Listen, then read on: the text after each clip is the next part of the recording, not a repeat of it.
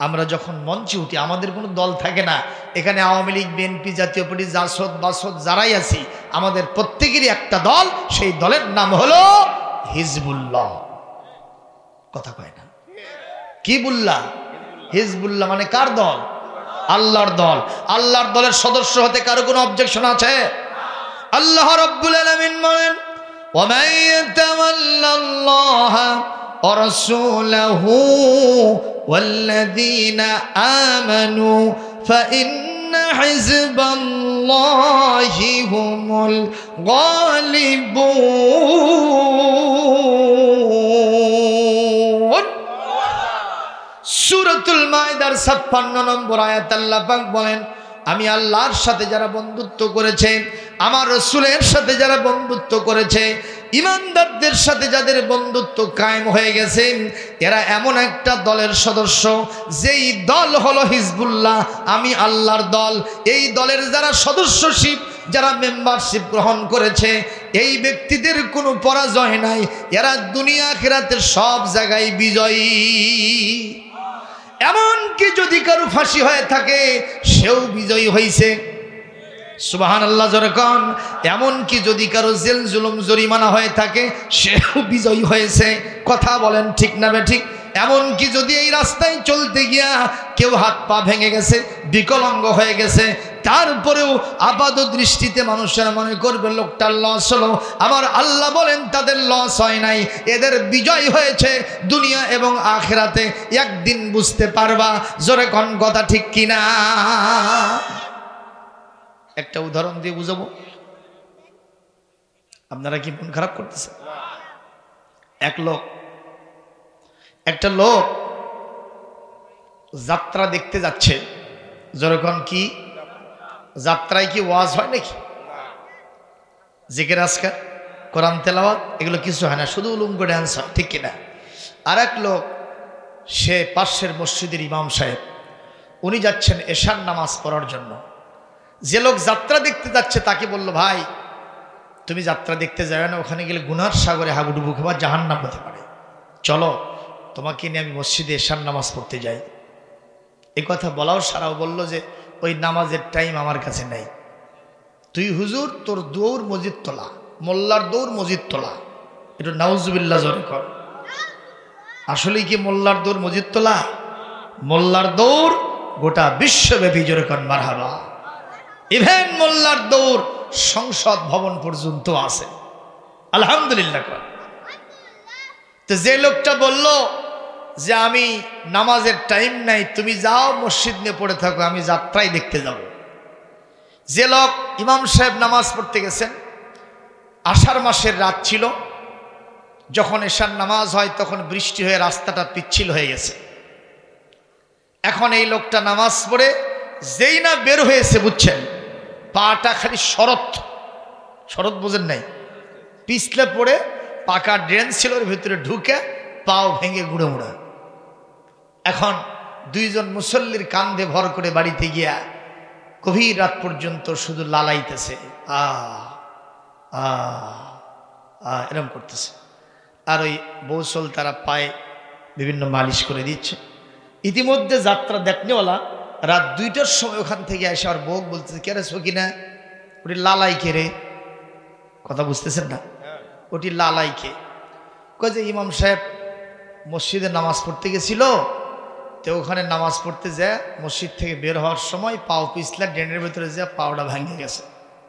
তোর বউ করছে, দেখ তো অক্ষণই সবারে যাত্রা দেখতে যাই।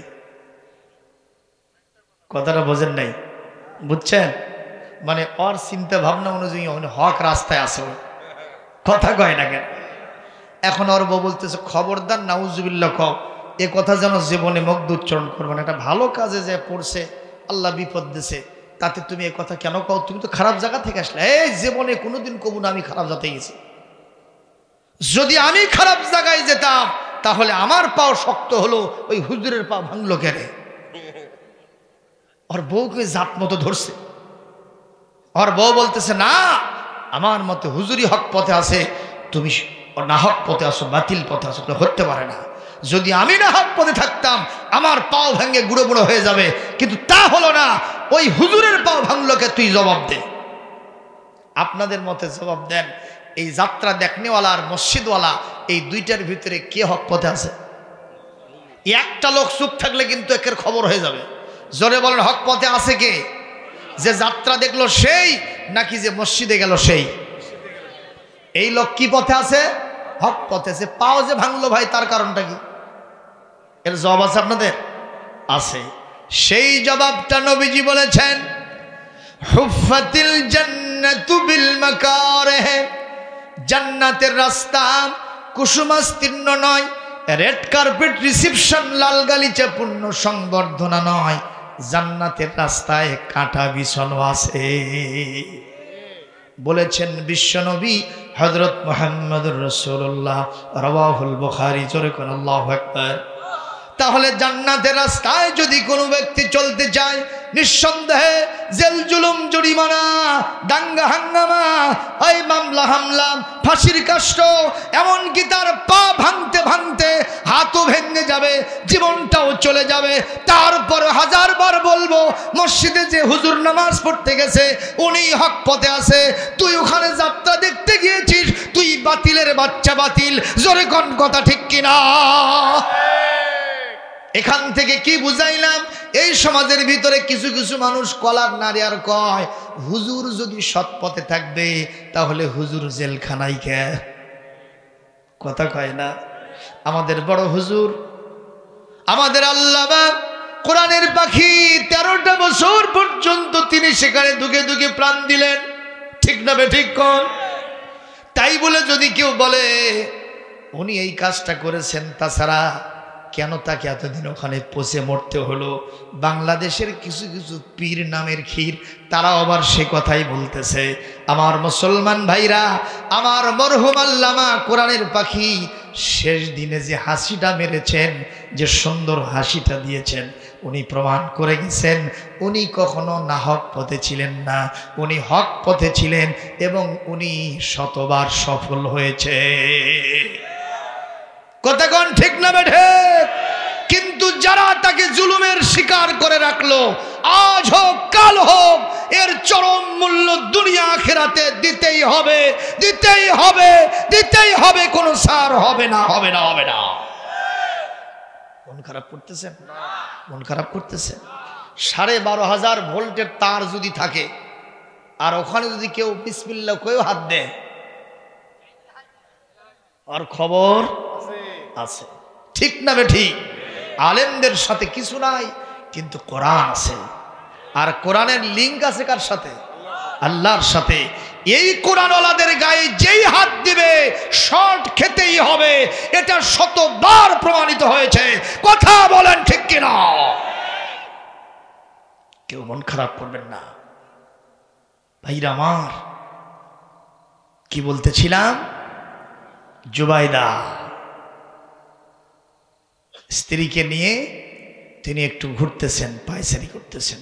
দেখেন, এটা মসনবী শরীফের ভিতরে জালালউদ্দিন রুমি রহমাতুল্লাহ আলাইহি নওয়ারাল্লাহু মারকাদাহু ওয়া জাআলাল জান্নাতা মাসওয়াহু, তিনি তার কিতাবের ভিতরে লিখেছেন এই ঘটনাটা। কষ্ট হচ্ছে আপনাদের? একটু খেয়াল করেন, বেশি সময় ওয়াজ হবে না। আমাদের ভাই বলেছেন যে সর্বোচ্চ 12:30, মানে এখন থেকে আর সর্বোচ্চ 1 ঘন্টা থাকতে পারবেন না। রাসূল বলেছেন তাদারুসুল ইলম সাআতাম মিনাল লাইল খায়রুম মিন ইবাদাতি 60 সানা। রাতের 1 ঘন্টা দিনের ইলম তলব করা 60 বছর নফল ইবাদতের চাইতেও শ্রেষ্ঠ। অফি রিওয়ায়াতিন খায়রুম মিন ইহইয়াইহা, সারা রাত জেগে ইবাদত করার চাইতেও অনেক বেশি ভালো। কার কাছে? সুতরাং 1 ঘন্টা বসেন, হতে পারে আমাদের জীবনের শেষ মাহফিল। ঠিক না বে ঠিক? কেউ উঠবেন না ভাই, এগুলো আমরা যখন মরে যাব তখন বুঝবো। মরে যখন যাব বডিটা কি এরকমই থাকবে?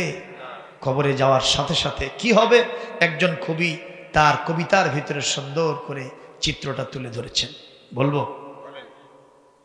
6 দিন পরে নখ খসে যাবে, 9 দিন পরে চুল। 6 দিন পরে নখ খসে যাবে, 9 দিন পরে চুল। কবর গাহের সামান নিতে কইরো না কেউ ভুল, কবর জায়গা ভালো নয়, কবর জায়গা ভালো নয় কবর, জায়গা ভালো নয়, আমল দিয়ে কবর গৃহ সাজিয়ে নিতে হয়। 17 দিনে পেট ফেটে শেষ, পোকার খাদ্য হবে। 60 দিন পরে গোশ থাকবে না, কঙ্কাল পড়ে রবে। 17 দিনে পেট ফেটে শেষ, পোকার খাদ্য হবে। 60 দিন পরে গোশ থাকবে না, কঙ্কাল পড়ে রবে। 90 দিনে হাড়গুলি সব, 90 দিনে হাড়গুলি সব আলাদা হয়ে রয় কবর, জায়গা ভালো নয় কবর, জায়গা ভালো নয় কবর, জায়গা ভালো নয়, আমল দিয়ে কবর গৃহ সাজিয়ে নিতে হয়। কবির এই কথাটা কি ঠিক আছে? সুতরাং সেই নির্মম পরিণতির কথা স্মরণ করে একটা ঘন্টা এখানে দিয়ে দেন, হতে পারে আমাদের জন্য নাজাতের জরিয়া। কত গুনাহগার এখানে আছি, এমনও আছি যে আজকে এশার নামাজ না পড়ে আসছে। এরকম এ জাতীয় লোক অবশ্যই এই মাহফিলে কেউ নাই, আছে? তাহলে কামটা তো উল্টা পাল্টা হয়ে গেল।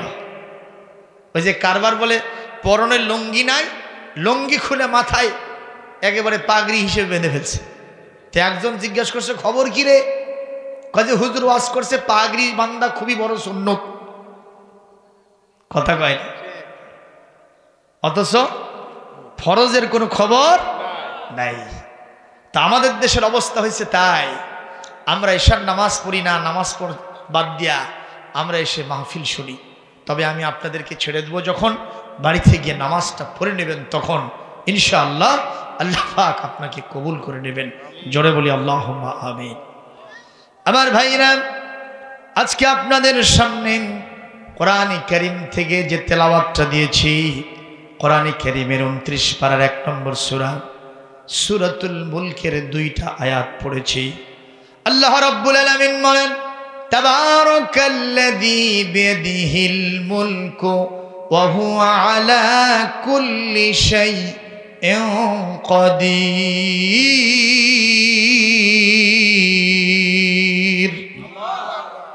আল্লাহ রাব্বুল আলামিন বলেন, মহাবরকতময় সেই মহান সত্তা আল্লাহ, তিনি এমন ক্ষমতাবান, এমন তিনি পাওয়ারফুল, তার হাতের ভিতরে বজ্রমুষ্টির ভিতরে সমস্ত ক্ষমতাগুলি রয়ে গেছে। যেরকম সুবহানাল্লাহ।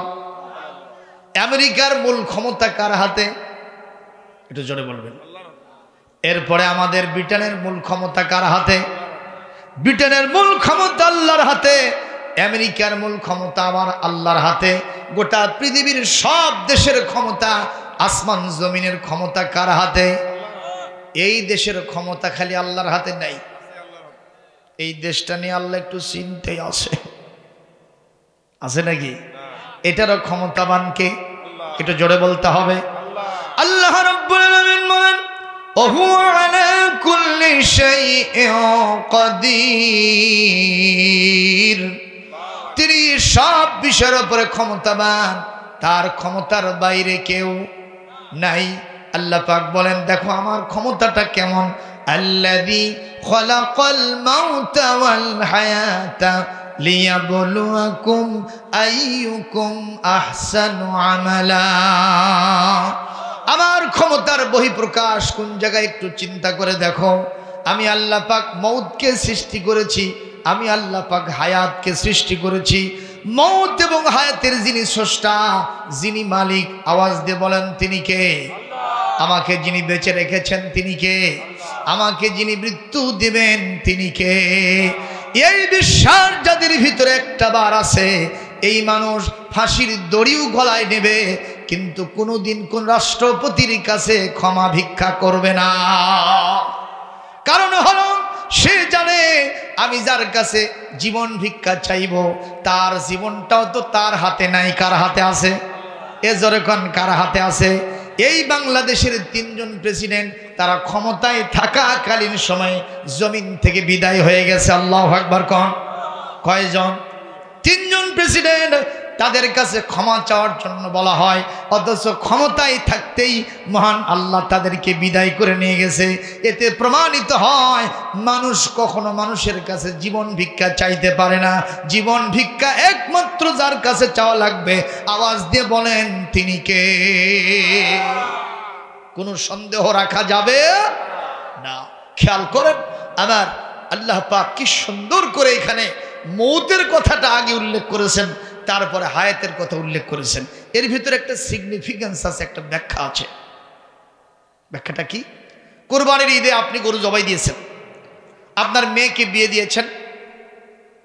এখন কুরবানির গোশত আমরা কি মেয়ের বাড়িতে পাঠাই না? আপনার ছেলেটাকে বললেন, বাবা একটু তোর বোনের বাড়িতে গোশত দিয়ে আয়। তো বলছে, এই যুগে আমি আর হাঁটে হাঁটে যেতে পারবো না, তো সাইকেল আছে, সাইকেল নিয়ে যাও, কোটাও হবে না। কি বলে? একটা পালসার, এটা চাই। বলে আমার তো এটা কেনাই নেই বাবা, কোত্থেকে দেবো রে? তো তখন বাপকে বলছে যে দেখেন আমার চাচাতো ভাই সেদিন বিয়ে করছে, ওর শ্বশুর একটা দিচ্ছে, ওটা দিলে হয়ে যায়। তো যে বলছে, বাবা তোদের মোটর সাইকেল তো বসে আছে রে, তোর বোনের বাসায় একটু গোশত দিতে যাবে আমার আব্দুল করিম, তোর হাতে একটু হুন্ডাটা দেওয়া যায় না? চাচা নিয়ে যাক।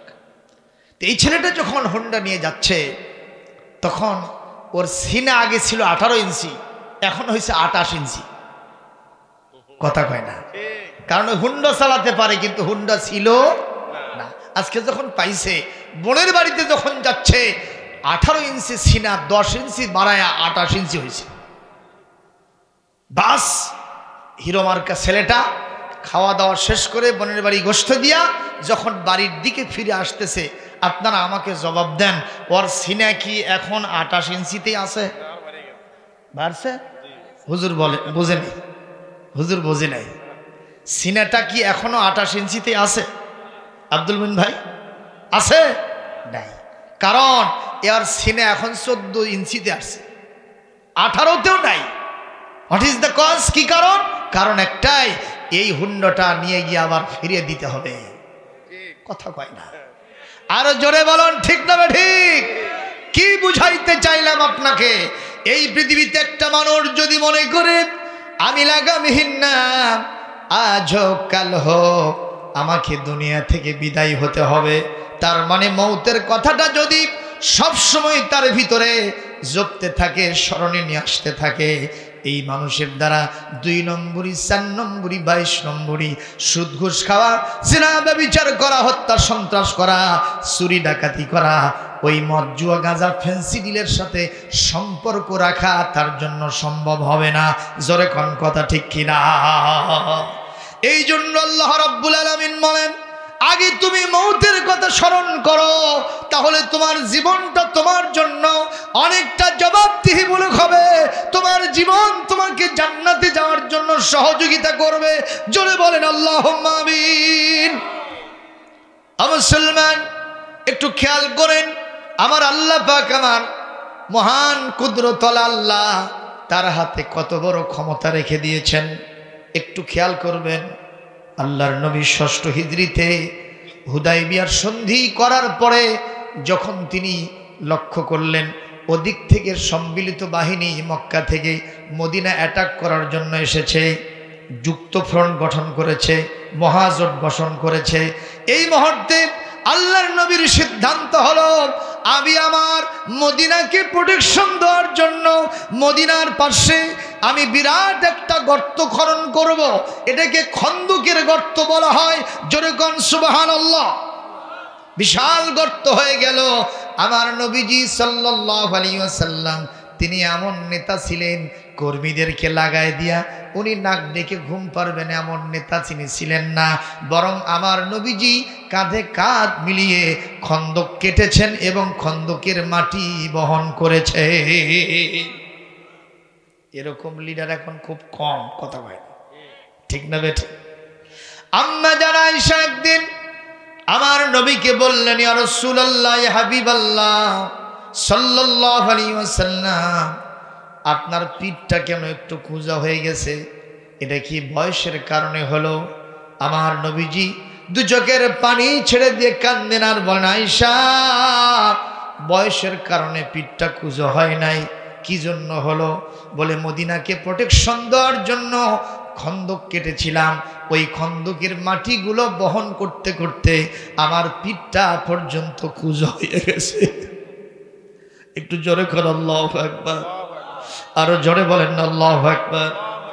আল্লাহর নবী সাহাবীদেরকে বললেন, আমার একটু ক্লান্তি এসে গেছে, আমি একটু রেস্টে যাব, তোমরা কাজ চালাতে থাকো। নবী আমার রেস্টে গেছেন। সাহাবায়ে আজমাইন কোদাল দিয়ে কাটতেছেন, শাবল দিয়ে কাটতেছেন। হঠাৎ করে এত বড় একটা পাথর বেজে গেল ওই খন্দকের গর্তের ভিতরে। সাহাবায়ে আজমাইন প্রায় 1300 সাহাবী, 1500-এর কাছাকাছি সাহাবী রাদিয়াল্লাহু তাআলা আনহুম, তারা শাবল দিয়ে আঘাত করে। দেখা যায় কিছুতেই কাম হয় না, শাবল উষ্টে ওঠে কিন্তু এতটুকুন পর্যন্ত ভাঙ্গা যায় না।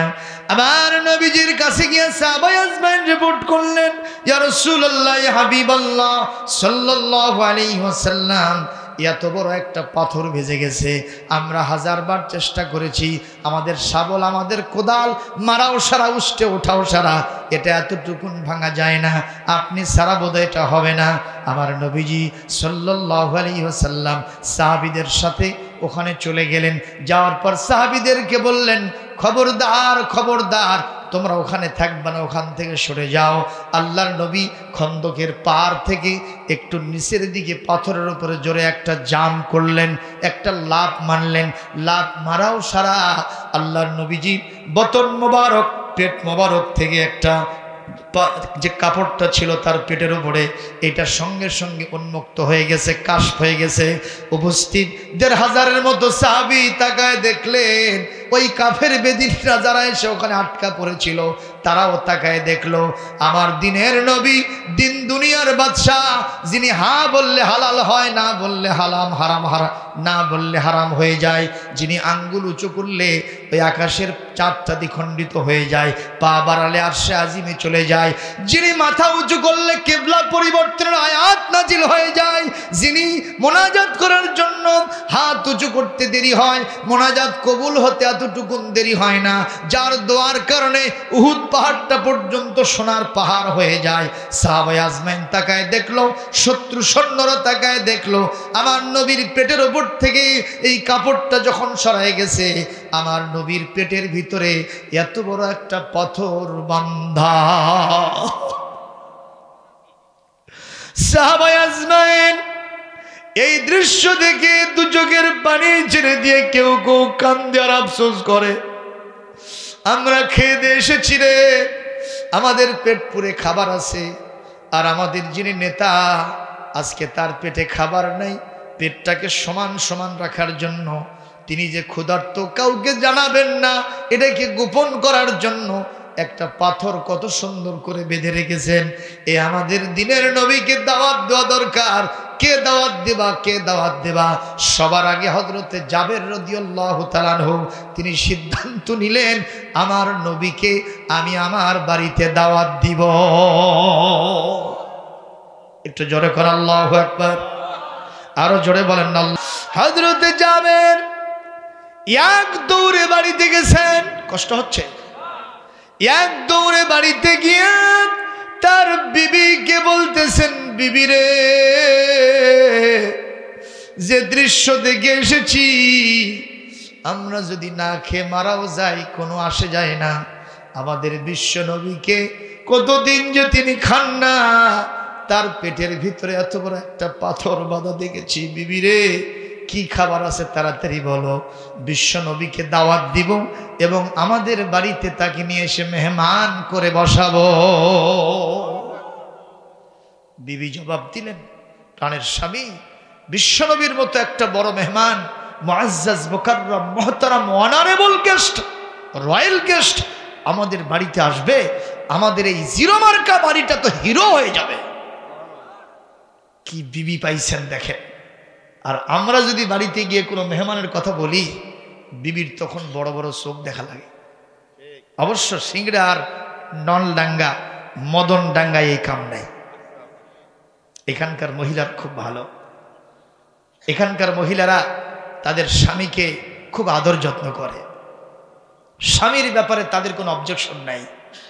তা আমাদের বগুড়া জেলায় এমন কিছু মেয়ে আছে, ওরা মানুষ না, আস্ত কাউয়ার জাত। কথা কয় না, আছে না? স্বামী যদি বলে এটা ডান, ওর সঙ্গে সঙ্গে বলছে না এটাই বাম, আছে না?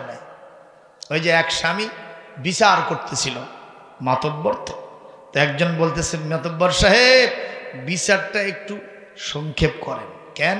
কয় যে আপনার বিবি খরস্রোতা নদীর ভিতরে পড়ে গেছে, তাড়াতাড়ি যান, তলিয়ে গেল। তো আরো বিচার লেট করতেছে। তো লোকেরা বলছে বিবির প্রতি আপনার মহব্বত নাই।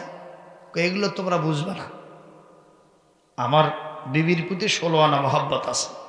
যাই হোক, বিচার সালিশ শেষ করে গেছে। তো স্রোত যাচ্ছে এইদিকে, উনি বিবি খুঁজতেছেন এইদিকে। কোন দিকে? উজানে ভাটিতে, উজানে খুঁজতেছে। তো লোকেরা বলে তুমি উল্টা পাল্টা মানুষ নাকি? স্রোতের টানে এদিকে তো ভাটির টানে ভেসে যাবে বিবি, তুমি উজানে খোঁজো কেন? কাজে এগুলো তোমরা বুঝবা না, এগুলো আমাদের ইন্টারনাল অ্যাফেয়ার্স, ব্যক্তিগত গোপনীয় কারবার। সেটা কি? কাজে এই বিবি সারাটা জীবন আমার মতের উল্টো চলছে। তা আজকে নদীর ভেতরে পড়ে ও যে ভাটির টানে এদিকে গেছে, আমার বিশ্বাস হয় না ওই উজানেই গেছে। এরকম বিবি এই সমাজে কম না বেশি? এ জনগণ আছে না নাই? অনেক বিবির আর স্বামীর নাম ধরে ডাকে। আমি এক বিবিরে দেখলাম তার স্বামীরে ডাকতেছে টুটুল, আর টুটুল। টুটুল তখন আর বন্ধুদের সাথে গল্প করতেছিল। তো একজন বলতেছিল, কে রে টুটুল? বলে তোর মাও ডাকে নাকি? টুটুল তখন জিবাতে কামড় খাইছে। তো ভাই জিবাত কামড় খায় না কেন? এই বয়সের মেয়ে আমার মা হয়? কে ওটা? কই আমার বউ। তো তোর বউ তোর নাম ধরে ডাকলো কেন? কয় ভাই লাভ ম্যারেজ, মানে ভালোবাসা করে বিয়ে করছে। 14ই ফেব্রুয়ারিতে ফুল দিতে দিয়া ওই কাম হয়ে গেছে। কথা কয় না বলে? তো কাজী ভাই ওই প্রেমের বিয়া, ভালোবাসার বিয়া, লাভ ম্যারেজ, এইটা হওয়ার কারণে এখন মাঝে মধ্যে আমার নাম ধরেও ডাকে, আবার কখনো কখনো কান ধরে উদ্বোসও করায়। আমি কিছু মনে করি না, এগুলো আসলে একটা হিজরা। জোরে গণ, কথা ঠিক না বেঠে? এ জোরে গণ আছে না নাই? হিজরা মার্কা লোক আমাদের দেশে। হিজরার ভালো মানুষ, পুরুষ মানুষ, মহিলা মানুষ, আর একটা হলো হিজরা মানুষ। জোরে গণ ঠিক না বেঠিক? কিন্তু মাঝখানে যদি কেউ কয় যে আমি শরীফ, এখন আমি শরীফা হয়ে গেছি, আমার আপাত মস্তক সবগুলোতে পুরুষাঙ্গ আছে, আমার সবগুলোতে পুরুষের মতো সবকিছু আছে, কিন্তু আমাকে একটু মেয়ে মেয়ে লাগে, এটা কি মেনে নেওয়া যাবে? আর এই কথা শুনে যদি তাকে আপনি নিয়ে গিয়ে মহিলা গ্রুপের মধ্যে, মহিলা প্যান্ডেলে জায়গা দেন, তাহলে কায়দা হবে না বেকায়দা হবে? নাশ হবে না সর্বনাশ হবে? জনগণ কি হবে? যদি আপনাকে ওই শিয়াল এসে বলে আমি শিয়াল ঠিকই, কিন্তু আমাকে একটু মুরগি মুরগি লাগতেছে, এই কথা শুনে মুরগিটাকে নিয়ে কি বলে, শিয়ালটাকে নিয়ে গিয়ে মুরগির ঘরের ভেতরে আপনি ছেড়ে দেন, আপনার মুরগি বেড়ে পুরো ঘরা ভরে যাবে। যাবে নাকি মুরগির ঘরের 12টা বাজবে? বাজবে কি বাজবে না? জোরে কোন ঠিক কিনা? আজকে পাঠ্যপুস্তকে, গতকাল আমার বগুড়ার গাবতলীর মকসিদি আলিম মাদ্রাসায় আমার প্রোগ্রাম ছিল। আমি যেখানে বসলাম সেই জায়গাতে ছিল লাইব্রেরি।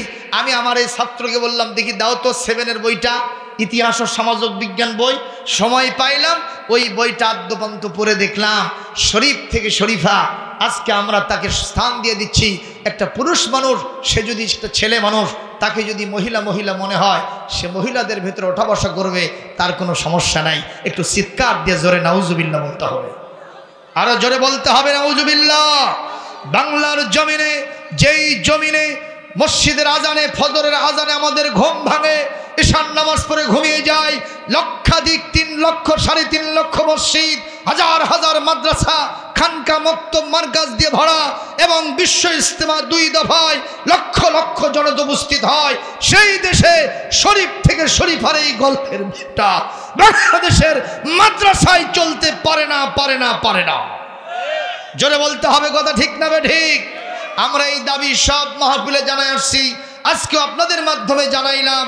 এবং মাননীয় শিক্ষামন্ত্রী তিনি বলেছেন যদি কোনো খারাপ কিছু থাকে এটাকে আউট করে দেওয়া হবে। আমরা বলবো এখনো হয় নাই, অতি দ্রুততার সাথে বাংলাদেশের মুসলমানদের কাছ থেকে এই বইটাকে আউট করে দিতে হবে। আমার কথার সাথে যারা একমত আছেন দুহাত তুলে আল্লাহকে দেখাও।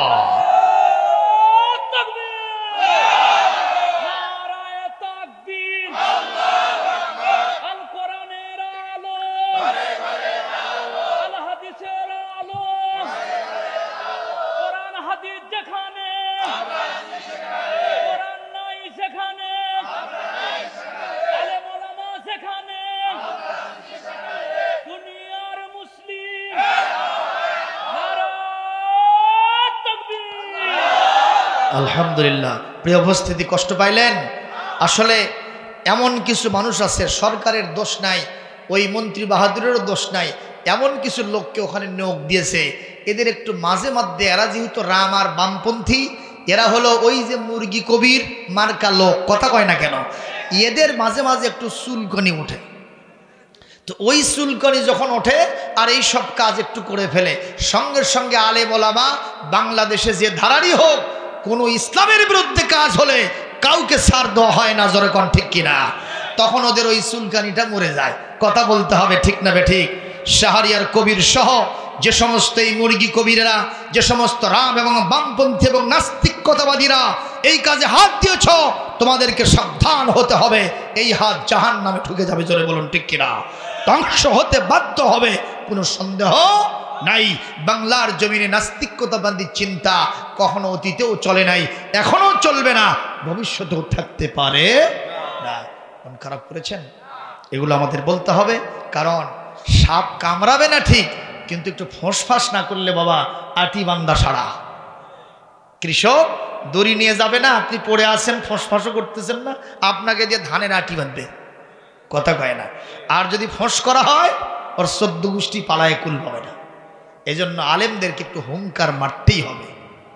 আমরা জঙ্গিবাদী হব না, বোমা বিস্ফোরণ করব না, মারামারি করব না, রক্তপাত করব না, কিন্তু কোরআনের বিরুদ্ধে কিছু সিদ্ধান্ত হলে ছাড় দেওয়া যাবে না।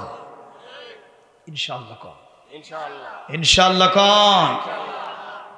হযরত জাবের রাদিয়াল্লাহু তাআলা আনহু বিবিকে বললেন কিছু আছে? বলে বহুত দিন ধরে আমরা একটা ছাগল পুষি, ছাগল আছে, আর কিছু আটা আছে, এই ছাগলটা জবাহ দেওয়া হবে আর আটা দিয়ে রুটি বানানো হবে। আল্লাহর নবীকে এর চেয়ে বেশি আর কি দিব আমরা? সুবহানাল্লাহ। বিবি তাকে সহযোগিতা করলেন। আজকের মা বোনরা যারা ওয়াজ শুনতেছেন, স্বামী যখন কোনো ভালো কাজে অংশগ্রহণ করবে, আপনি কখনো তাকে তিরস্কার করবেন না, তাকে গালমন্দ করবেন না, ভ্রুকুঞ্চিত করবেন না, চোখ মোটো করে তাকাবেন না, গালাগাল করবেন না, পারলে তাকে সাহায্য করবেন। একজন বিবি একটা খারাপ স্বামীকে ভালো বানাতে পারে।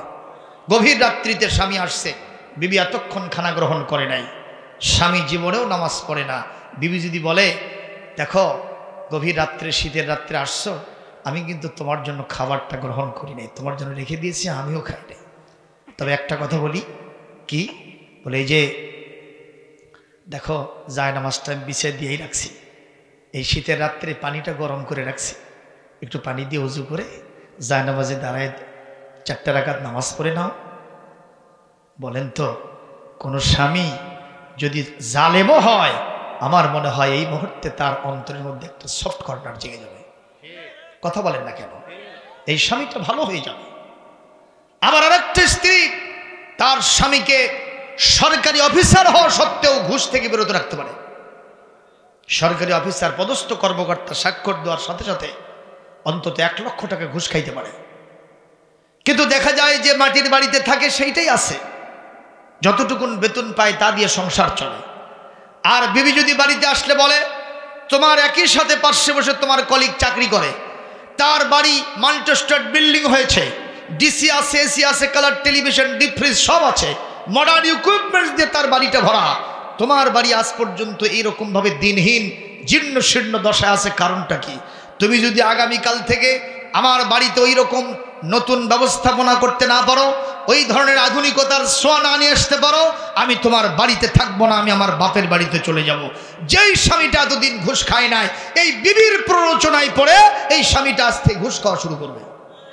কথা বলেন না কেন? আর যদি বিবি বলতো তুমি আমার স্বামী, তুমি আমার অর্ধাঙ্গিনী, তুমি ঘুষ খাও না, তাতে আমাদের কোনো সমস্যা নাই, যতটুকুন দিন আনি দিন খাও, আমিও দিনে খাই তুমিও দিনে খাও, জানো তাই দিয়ে সংসার চলে। যদিও আমাদের মাল্টি স্ট্রিট বিল্ডিং হয় নাই, আমাদের কোনো সমস্যা নাই। এভাবেই আস্তে করে জীবনটা পার হয়ে গেলে ওই আখিরাতের ময়দানে জান্নাতের মধ্যে আমরা বিল্ডিং পেয়ে যাব। এই কথা যদি স্বামীকে কোনো বিবি বলে, আমার মনে হয় কোনো স্বামী আর জীবনেও ঘুষ খাবে না। কথা বলেন ঠিক কিনা? এই জন্য আল্লাহর নবীর সাহাবী হযরত জাবের রাদিয়াল্লাহু তাআলা আনহু বিবির থেকে আশ্বস্ত হয়ে চলে আসলেন আবার খন্দকের প্রান্তরে। এসে আমার নবীর কানে কানে বলছেন, ইয়া রাসূলুল্লাহ, ইয়া হাবিবাল্লাহ, আমার বাড়িতে আপনার দাওয়াত। আল্লাহর নবীর কানে কানে এই কথা বলা ওসানা আমার নবীজির সঙ্গে সঙ্গে আল্লাহর শুকরিয়া আদায় করে সাহাবায়ে আজমাইনদেরকে বললেন, এখানে তোমরা কত আছো? বলি, ইয়া রাসূলুল্লাহ, 1300 থেকে 1400 সাহাবী আছি, তোমাদের সকলের হযরতে জাবেরের বাড়িতে দাওয়াত। জাবের দাওয়াত দিয়েছেন কয়জনকে? আর আমার নবী দিলেন কতজনকে? একেবারে 1500 সাহাবীকে দাওয়াত দিয়েছে। হযরতে জাবের বলেন, এই কথা হুজুর বলাও সারা আমার মনটা ছোট হওয়া সারা, এটা তো দাওয়াত না, এটা হলো আমাকে অপমান করা। কথা কয় না। হুজুর বললেন, জাবের মন ছোট করেছো কেন? তুমি কি জানো না আমার আল্লাহ আমার শানে কি বলেছেন? ওমা আরসালনাকা ইল্লা রাহমাতাল লিল আলামিন। My dear prophet, we have not sent you except mercy for all the worlds. হে নবী, এই পৃথিবীবাসীর জন্য আপনাকে কেবলমাত্র শুধুমাত্র একমাত্র রহমতের নবী, করুণার ছবি, রহমতলা বরকতলা আপনাকে বানাইছি। আপনি যেখানে হাত দিবেন ওইটা যদি কিছুই না থাকে ওটা মালামাল হয়ে যাবে। এ যাবে, মন ছোট করো না, আমি হলাম বরকতের নবী। তোমার বাড়িতে কতটুকুন খাবার আছে আর না আছে কিছুই দরকার নাই, যতটুকুনি হছেন আল্লাহু ওয়াসিউন আলীম, আল্লাহু যুল ফাদলিল আযীম। আমার আল্লাহ অনেক বড় ভান্ডারের অধিকারী। সুবহানাল্লাহ, জোরে কোন মুসলমান জবাব কোন? আপনারা জবাব দেন, রিজিকের মালিক কে? আজকে রাত্রিতে যারা ভাত খান নাই বাড়িতে ভাত খাইতে পারবেন, গ্যারান্টি আছে। আগামীকাল সকালবেলা যতই টাকা পয়সা আপনার থাক, ফ্রিজের মধ্যে যতই ভালো ভালো খাবার আপনি বন্দি করে রাখেন, আগামীকাল সকালবেলা, দুপুরবেলা, বিকেলবেলা আপনি মুখ দিয়ে ভাত ঢুকাবেন পেটের ভিতরে, এরকম কোনো গ্যারান্টি আমার কাছে নাই। বলতে হবে রিজিকের গ্যারান্টি যিনি দেন তিনি কে? ইন্নাল্লাহা হুয়ার রাজ্জাকু যুল কুওয়াতিল মাতিন ওয়া মা মিন দাব্বাতিন ফিল আরদি ইল্লা আলাল্লাহি রিজকুহা। পৃথিবীতে এমন কোনো বিচরণশীল জীব নেই যেই জীবের রিস্কের দায়িত্ব মহান আল্লাহ নিজে গ্রহণ না করেছেন। এক কথায় যার জন্য যেটা বরাদ্দ আছেন সেটা যিনি মুখে উঠায় দেবেন, আওয়াজ দিয়ে বলেন তিনি কে? কষ্ট হচ্ছে? চলবে? দেখি কারা কারা চলার পক্ষে আছেন, একটু হাতটা দেখান আল্লাহকে। লিল্লাহে তাকবীর, লিল্লাহে তাকবীর। আপনাদের এই মাহফিলে মনে করবেন না যে আমি এই প্রথম আসছি। আপনাদের কি মনে পড়ে এখানে আমি আরেকবার ওয়াজ করে গেছি? দেখি কার কার মনে পড়ে, একটু হাত তোলেন তো। আচ্ছা, আপনাদের এটা কোন জেলা? আর আমাদের জেলা কোনটা? বগুড়া। তার মানে আপনি আর আমি একেবারে গায়ের কাপড়। কথা কয় না, ঠিক না বে ঠিক? আর আপনাদের পাশে হলো সিংড়া উপজেলা, আমার হলো নন্দীগ্রামের পাশেই শাহজাহানপুর উপজেলা। একেবারে গায়ের মানুষ, গায়ের কাপড়। কেউ মনে করবেন না যে এই বক্তা কুমিল্লা থেকে আসছে। ঠিক না বেটি? তা আমার কথা আপনাদের বুঝতে অসুবিধা হয় না? অচেনা মানুষ হলে একটা সমস্যা আছে। বগুড়ার এক বক্তা কুমিল্লায় গেছে ওয়াজ করতে, তো কুমিল্লার লোকজন বলছে হুজুর একটু বগুড়ার ভাষায় কথা কন তো। বগুড়ার বক্তা বলছে আরে মিয়া, বগুড়ায় আমরা এত যোগা খিচুড়ি কথা বলি, বগুড়ার ভাষা আপনি বুঝবেন না। হুজুর একই দেশ যখন একটু বলেন তো দেখি কি হয়। তো বগুড়ার বক্তা বলছে তুই আলুতে আলু অক্কেলি আলু, এই কথা বলাও সারা, ওরা হা করাও সারা। তো বক্তা সাহেব বলছে কি বুঝলেন আপনারা? বলে হুজুর যা বুঝলাম উত্তর অঞ্চলে আলুর আবাদ খুব বেশি, মানে আলুর কারবার হয়েছে। তা আপনারা বলেন এটা কি আলুর কারবার? এটা কিসের কারবার আপনারা বোঝেন নাই? তুই আসলি ওর সাথে আনলি কেন? তো এরকম কোনো কারবার এখানে চলতেছে নাকি? আমার কোনো ভাষা আপনাদের অবুঝ আছে? সৌদি আরব গেলে না হয় একটা সমস্যা হতো। ওখানে আমার এক মুসল্লি হজ করে আসে, কয় হুজুর এমন এক দেশে হজ করতে পাঠাইলেন, খালি আরবি দিয়ে কথা কয়, কিছুই বুঝি না। যখন নামাজ পড়ে তখন বাংলা দিয়ে কয়। তো বলে নামাজ বাংলা দিয়ে কেমনে পড়ে? তো তখন বলতেছে হুজুর বলবো, বলেন তো। আলহামদুলিল্লাহি রাব্বিল আলামিন, এটা তো বাংলা দিয়েই কয়। আপনি যেটা কন সেটা ওইটি কয়। তো এটা কি আসলে বাংলা? দেখেন ওখানে একজন লোক উঠে চড়ে, এখন কিন্তু বিভিন্ন জায়গায় ঘোরাফেরা করা যেরকম একটা সুন্দর পারমিশন আছে, তো একজন লোক উঠে চড়ে ঘুরবে, বাংলাদেশের লোক। তো এখন কচুয়ান যে উঠ চালায় তাকে গিয়ে বলছে ইয়াহাজ্জি, মানে একটা ভাষা সবাই বলছে ইয়াহাজ্জি, যে আমি একটু উঠে চড়বো। তো বলছে এরকা বালান না, তুমি ওঠো, উটের উপরে ওঠো। আনা আহমিলুকা হাইসুমা তাশা, তুমি যেখানে যেতে চাও আমি তোমাকে সেখানে নিয়ে যাবো। মারহাবাগন। এই লোকটা তখন উঠছে, বাংলাদেশি লোক, চিটার মার্কা, বোঝেন না? যেখানে যায় সেই দেশের লোক ঠকে তুই আসে। মাঝে মাঝে পেপার পত্রিকা আসে কানাডিয়ান মহিলা প্রেমের টানে বাংলাদেশে এসেছে, কথা কয় না। মালয়েশিয়ান সুন্দরী মহিলা, সৌদি আরবের মিশরের সুন্দরী মহিলা বাংলাদেশের যুবকের প্রেমের টানে বাংলাদেশে এসেছে। তাহলে বোঝা যায় এই দেশের মধ্যে কিছু মাল আছে, কথা কয় না ভাই, জোরে কোন আছে না নাই? আহা, এখন এই লোকটা বলতেছে আমাকে একটু উঠান, উঠেছে। তো যখন চলছে তখন বাংলাদেশের লোকের প্রসাব লাগছে। জোরে কোন কি? তা এখন প্রসাব লাগছে এই কথা তুমি বুঝবি না, ওই উঠ চালাচ্ছে। তো কিছুক্ষণ পরে এই লোক বলতেছে ইয়াহাজ্জি ইয়াহাজ্জি মুত্তু, কিন্তু তা আরবিতে মুত্তু মানে হলো আমি মরে যাব, আমি সুইসাইড করব। তো এই কথা যেই না বলেছে সঙ্গে সঙ্গে সৌদি আরবের কাচন বলছে লা তামুত, খবরদার তুই মরিস না, তুই মরলে আমার হাতে দড়ি লাগবে, আমি আসামি হব। তো এই মনে করছে বোঝা এটা মোতার জায়গা না, আর একটু সামনে যাই। কিছু দূর যাওয়ার পরে বলছি ইয়াহাজ্জি মুত্তু লা তামুত আবাদা, খবরদার তুই মরতে পারিস না। এই মনে করছে বাবা এটাও জাগা না, ইতিমধ্যে তো আর অবস্থা ফাটফাট, কথা কয় না। তো কিছুক্ষণ পরে আর একবার বলবো, তারপরে কি করে দেখি। আর একবার বলছে ইয়াহাজ্জি মুত্তু, যেই মুত্তু বলেছে বলছিল লা তামুত, ওই এক লাফ মারে চেন খুলে ব্রাশ ফায়ার।